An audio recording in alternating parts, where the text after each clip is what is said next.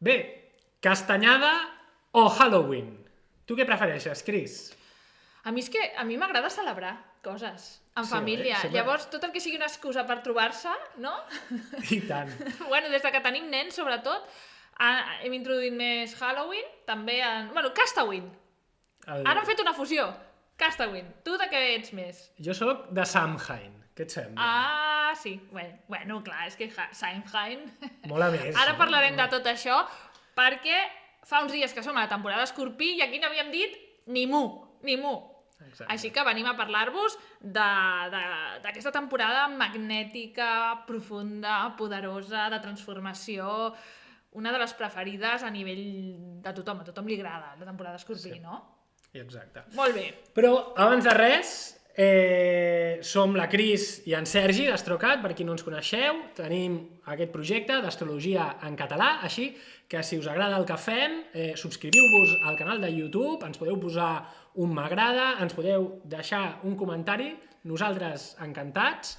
I bé, fa poc hem tret la brúixola, és l'agenda astrològica per al 2026, per si voleu viure un any doncs, amb més consciència, amb més sentit, podent seguir tots els moviments planetaris, fer un treball amb les llunes plenes, amb les llunes noves, doncs aquesta és una eina genial, la podeu trobar a Amazon i us deixarem l'enllaç aquí a baix. Però també, a part dels creadors de la brúixola, també som els creadors d'això d'aquí. Sí. Què et sembla? Bé. Això al principi no ho podíem dir, no? Era un secret. Bé, es podrà dir d'aquí molt poquet, estem donant pistes, però clar, és que sota l'energia magnètica i de secrets d'Escorpí les coses... Tot surt a la llum, no? Tot va sortint llum a la foscor, com exacte, diu així el que Carles Porta. aneu-vos preparant, hi ha dues dates importants. Primera, 6 de novembre, on això estarà disponible, i el 8 de novembre és una altra data molt important, perquè si esteu per Barcelona o teniu possibilitat de desplaçar-vos el 8 de novembre, potser ens podem conèixer. Val? Així que, res, dit això, anem a començar a parlar d'aquesta temporada, del Sol, que va entrar a Escorpí el dia 23 d'octubre i que ja estarà fins al dia 22 de novembre, on ja saltarà a Sagitari. No havíem dit res per aquí, hem estat parlant molt per Instagram, per exemple, o pel nostre newsletter, però bé, què vols començar a explicar? Què vols dir? Què et remou? Què et porta? Doncs mira, per començar, parlàvem de la castanyada i de Halloween. Tot i que són tradicions bastant diferents, en realitat, les dues tenen molt a veure amb l'energia d'Escorpí i les dues tenen la mateixa base que està precisament en aquest Samhain que us comentava, que Samhain és una festivitat celta que també es celebra precisament el 31 de desembre, és just el 31 de desembre, l'1, el 2 de novembre, val? I el que se celebrava, la tradició celta, era el pas de la llum a la foscor. Això tan escorpià, aquest moment tan escorpià. Per què deia que la castanyada i Halloween també ressonen molt amb això, no? Perquè al final, aquí a Catalunya celebrem el dia 1, el dia de Tots Sants. És un moment on realment el vel es torna més fi, posem consciència de la gent que ja ha traspassat, no? A un tema tan tabú com la mort, no? És veritat que hi ha diferents països, no? Per exemple a Mèxic ho celebren amb molta més alegria, però és veritat que la mort en si és un tema fosc, un tema que no és fàcil de tractar, no? I llavors per això és un tema tan escorpià. Amb la castanyada al final també, quan ens posem amb els moniatos, amb els panellets, així a la voreta del foc, és un moment també molt escorpià en el sentit d'introspectiu. Això és el que ens demana Escorpí. Fer aquest treball emocional profund, d'anar cap a dins, d'anar a mirar allà, fins i tot allà on fa mal, no? Allà on normalment no volem mirar. Nosaltres normalment vivim la vida sense pensar en una cosa tan bàsica com que morirem. És que, de fet, és un tema que a vegades als nostres fills els hi volem evitar i potser no els estem fent un favor. Potser el millor que podríem fer és explicar-los, no?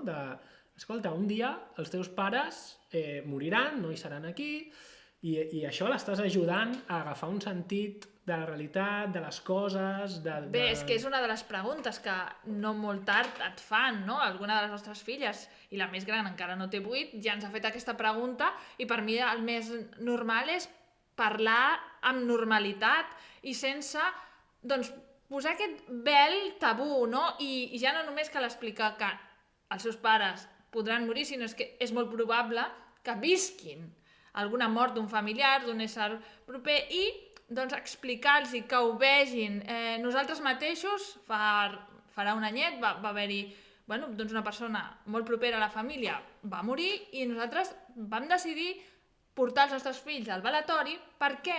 Doncs per normalitzar aquesta situació. Perquè a mi, per exemple, de petita no em van portar i el que jo em vaig imaginar que era allò era un escenari d'una pel·li de por. Jo, mentalment, els nens tenen doncs, moltíssima imaginació, molta capacitat creadora, llavors ells, amb la informació que tenen, s'imaginen el que és, i al final és normalitzar la mort, que és una de les poques coses que sí que tenim clares a la vida. Hi ha una altra cosa que passarà dins d'aquestes festivitats, és que ens acompanyarà l'energia lunar, perquè el dia 31 d'octubre tindrem la lluna en el signe de peixos. I aquestes festivitats, al final, Samhain, celebra una mica, completament, la unió entre aquests dos mons, no? Entre el món visible, el món invisible, entre el món dels vius, entre el món dels morts, i la lluna peixos, que és una lluna d'aigua, com l'energia actual del sol, és aquesta energia que ens permet connectar emocionalment, sensorialment, amb altres capes de la realitat. Llavors trobo que és una nit d'honrar els morts, de posar aquest ritual, de posar en consciència, de recordar-los des de l'alegria d'haver-los tingut, podríem dir. Crec que aquesta energia lunar ens pot fer connectar emocionalment i viure una nit molt màgica, aquesta nit de Halloween, la nit dels morts, la nit de Samhain. Al final són diferents maneres d'anomenar una mateixa festivitat, no? Un mateix origen i un mateix moment.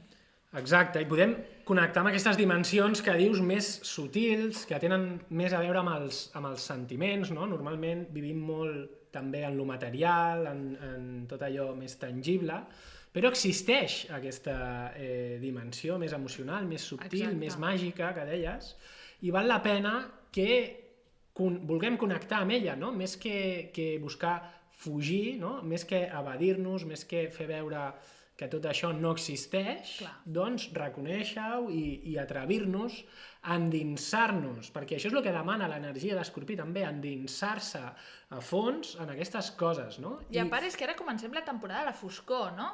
Ara és com una... Clar, ara ve l'hivern... Tanquem la temporada de llum... Hi ha hagut el canvi horari, ara és quan surts al carrer a la tarda, a les 6 ja és totalment fosc, que et deprimeixes, no? Com aquell que diu.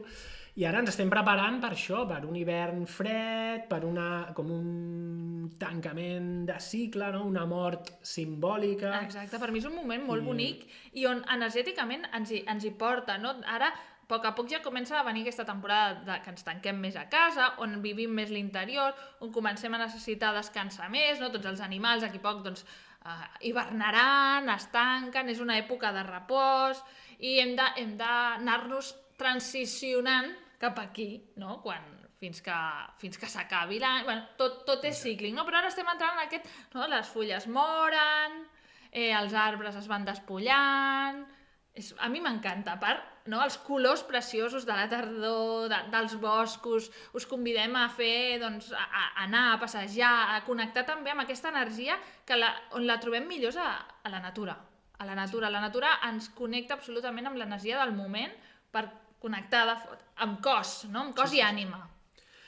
I després el tema del Halloween, que a vegades és una festa que es demonitza molt, no? Sí. Però en realitat, si tu pares a pensar, és una festa molt escorpina també, en el sentit totalment. Perquè Escorpí va una mica també de connectar amb les teves pors i ser valent per travessar-les, no? Llavors, en aquest sentit, Halloween, no? Aquests monstres, aquests ensurts, aquests jocs, aquest morbo, no? Aquest morbo també és típic d'Escorpí, aquest punt de ai, no?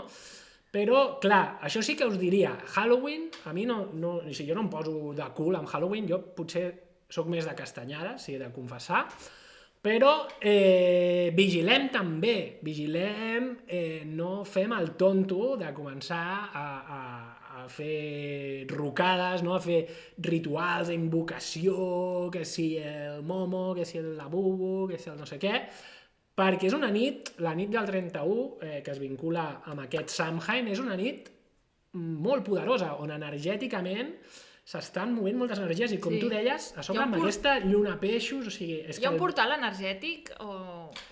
Clar, llavors aquí, no, vale, o sigui, honrar els morts, tot això, molt bé, però fer-ho des de la consciència, fer-ho més com un exercici conscient propi de transformació. Exacte.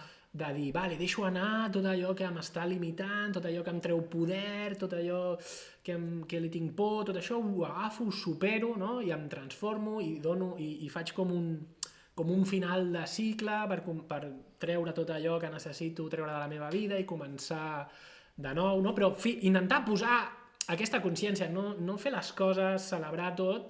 Això és com qualsevol festivitat, com Sant Joan, com Nadal, o sigui, hem d'intentar fer les coses això, posant intenció, posant un sentit, entenent el motiu que hi ha darrere d'allò que estem fent, no? Exacte. Llavors, avui mateix que estem gravant aquest vídeo, que estem parlant d'aquesta energia, que per cert, quan dius allò de Halloween, és simplement un apunt que normalment a nosaltres no ens agrada en excés Halloween, per què? Perquè normalment toca disfressar-se i nosaltres som una mica de no disfressar-nos. Un Capricorn no ens agrada. Però penso que si algú vol pensar en disfressar-se, al final podem dir, avui estic encarnant els meus dimonis interns, no? Aquelles parts fosques que tothom tenim dins i que normalment fem veure que som éssers il·luminats i que tots som llum i foscor. No, al final tots tenim foscor, tots tenim un dimoni intern, tots tenim unes eines manipuladores, al final aquesta energia... Doncs dir, mira, avui les honro a elles, no? Per dir, posem consciència, doncs posem, honrem, estimem i posem consciència en que nosaltres també tenim una part més fosca en el nostre interior. Però a part, posant-nos una mica més tècnics a nivell astrològic, sota aquesta energia, avui, per exemple, que estem gravant aquest vídeo, que és 29 d'octubre, avui tenim un altre trànsit molt important, que és l'entrada de Mercuri al signe de Sagitari. És important per diverses raons. Primer, perquè surt d'Escorpí, és a dir, que en aquests dies hem tingut a la nostra ment en temes escorpians de detectius i ara canvia de registre, es posa més filosòfica. I també és important perquè aquí, en breu, començarà la seva última retrogradació de l'any, on tornarà a Escorpí. D'això en parlarem en un vídeo ben extens, o no tan extens, però amb un espai per aquest tema, no? Però això és un tema important per avui. Clar, però és que aquest Mercuri a Sagitari el que ens ajudarà és, amb tota aquesta mort simbòlica que ens demana Escorpí, que estem visquent ara, no? Ens demanarà dir, vale, ara, i què? I ara quin és el sentit més elevat, més gran de tot això, no? Amb quina filosofia, amb quina cosmovisió ara puc connectar. Llavors, el que ens ajudarà aquest Mercuri a Sagitari també és connectar precisament amb un pensament més global, amb una visió més global, amb un pensament més abstracte, no? Llavors, aquí el que sí que haurem de vigilar molt és de no caure també en exageracions, no? A vegades Sagitari és aquesta energia que pot fer que ens passem de no sé si mai et pots passar d'alegria o de positivisme realment, sí. Però, clar, si no mesures bé, sí que aquesta motivació tan gran, al final pot acabar explotant a la cara, no? Per dir-ho d'alguna manera. Exacte. Doncs això, per exemple, un altre tema que té Mercuri quan es posa Sagitari és el tema del dogmatisme, no? Allò d'anar amb la nostra veritat i no sentir el que els altres poden dir sobre el que nosaltres considerem veritat universal, camí de vida inquebrantable. A vegades l'energia sagitariana pot portar-nos cap aquí, no? Sagitari sempre busca un camí, una veritat, un horitzó a conquistar, i quan aconsegueix, no? S'aferra tant que a vegades ja no escolta res més i costa a vegades sortir d'aquesta gran visió que poden tenir. Llavors, aquí sí que haurem d'anar amb compte de no deixar mai d'escoltar què poden aportar, o escoltar, no fer cas i no entrar a un cap tipus de discussió. Això serà difícil, això, les discussions, perquè hem de dir que un Mercuri a Sagitari el que ens pot passar a partir d'ara, i sobretot amb la retrogradació que tu deies, haurem de vigilar perquè Sagitari és un signe de foc, no? Llavors, què et pot passar? Que a l'hora de parlar siguem tan apassionats, tan sincers, que ho diguem tot una mica de manera barruera, Sí, no? De manera maldestra, diguéssim. Sí. I amb això hem de vigilar perquè amb aquesta retrogradació ens podem posar realment amb molts embolics de dir, ostres, això realment no ho hauria d'haver dit, Exacte. aquí m'he passat de frenada, i sense mala fe, perquè... No, Sagitari no té mala fe, o sigui, en essència és això, es deixa portar tant per l'emoció del moment, no per tot, ho veu tot tan gros i tan important que a vegades doncs, no ho pensa, no? Però es pot passar de Es frenada. pot passar de frenada. Doncs això, clar, és que estem parlant de que en breu acabem octubre i tenim un novembre. Increïble. O sigui, de veritat és que hi ha tants trànsits importants. Novembre acaba... Bueno, és importantíssim, ho veurem perquè Mercuri retrogradarà i tindrem la lluna nova a Taure, entre moltíssimes coses més que passaran, com que Mart entrarà a Sagitari, Venus entrarà a Escorpí, moltíssimes coses, retrogradacions que acaben... Bé, no ho tinc apuntat aquí, no ho tinc a prop, però...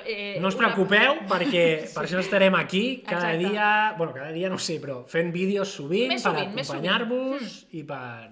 Així que res. Exacte. Ah! I una última cosa que potser ho hauria d'haver dit abans, però fins al 31 d'octubre hi ha possibilitat d'inscriure's al nostre curs d'astrologia psicològica online. Queden 4 places, hi havia 8, queden 4. No ho deixis passar. Molt bé. Ens veiem aviat. Fins aviat. Adeu.